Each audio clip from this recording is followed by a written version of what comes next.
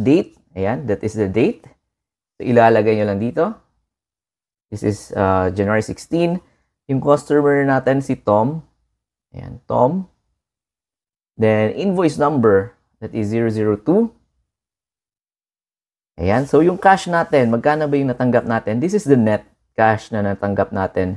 Itong total amount due, ayan, 960 because we gave ito, senior discount.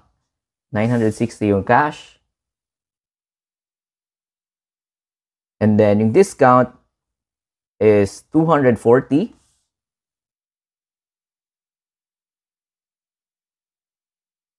Ayan, 240. And then, yung sales natin, that is the 1,200. So, yung gross amount niya, yan yung ilalagay nyo dyan. So, if i-total nyo, 960 plus 240, that gives us 1,200.